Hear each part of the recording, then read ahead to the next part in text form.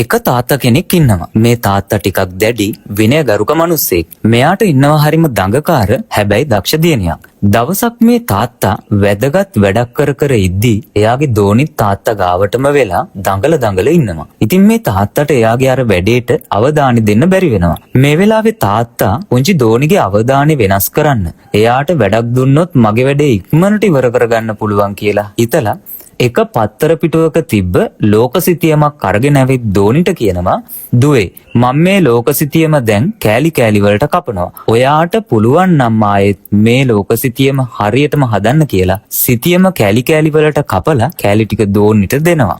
ඉතින් දෝනි මේ ලෝකසිතියම ගලපන අතරේ තාත්තා එයාගේ වැඩේ කරගෙන යනවා. හැබැයි ටික වෙලාවක් යද්දී ආයෙත් දෝනි තාත්තා ගාවට එනවා. තාත්තගේ වැඩේ තාම ඉවර නැහැ. දෝනි තාත්තට කියනවා, ඔන්න තාත්තේ මගේ වැඩේ නම් ඉවරයි කියලා. ඒක ඇහිලා ලේසි වැඩක් නෙමේ දෝනිට දුන්නේ. මෙච්චර ඉක්මනට නම් ඉවර වෙන්න විදියක් නැහැ කියලා හිතපු තාත්තා දෝනිට කියනවා, ඔයාට පුතේ හරියට සිතියම හදන්න බැරි වුණා නේද? කමක් නැහැ. අපි ගිහින් බලමුකෝ. එතකොට දෝනි කියනවා, නෑ මං ඒක හරියටම කළා කියලා. ඊට පස්සේ දෝනි හදපු සිතියම තාත්තට පෙන්නනවා. ඒක දැක්කම තාත්තට හරි පුදුම හිතුණා. දෝනි කිව්වා වගේම වැඩේ හරියටම හරි. ඉතින් තාත්තා කර හිටපු වැඩ ඔක්කොම නවත්තලා ඇවිත් දෝනිම වඩාගෙන වැළඳ ගන්නවා. ඊට පස්සේ තාත්තා දෝනිගෙන් අහනවා, කොහොමද පුතේ මෙච්චර ඉක්මනට මේක හැදුවේ? දෝනි එතකොට තාත්තට රහසින් කියනවා, මම මේ කොළ කෑලි ටික තෝරනකොට දැක්කා මිනිස් රූපයක්. ඉතින් මං මේ කෑලි ටික එකතු කළා. පස්සේ බලනකොට ඒකේ අනිත් පැත්තේ සිතියම තියෙනවා කියලා තේරුණා. අන්තිමට මං සිතියම වෙනුවට මිනිස් රූපේ හරියට හැදුවා. එතකොට ලෝක සිතියම ඉබේම හරියට හැදිලා තිබුණා. කතාව ඇත්ත.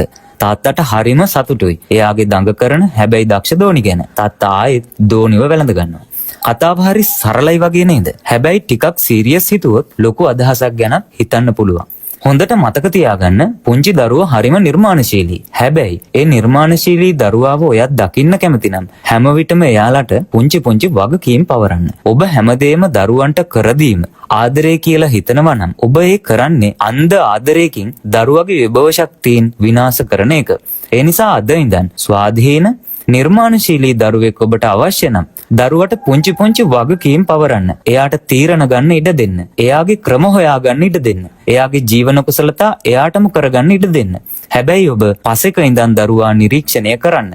වරදක් කළොත් ආදරෙන් එය වරක් ආයෙ වරක් කියා දෙන්න. ඔබේ දරුවා දවසක ලෝකෙම ජය ගනීවි.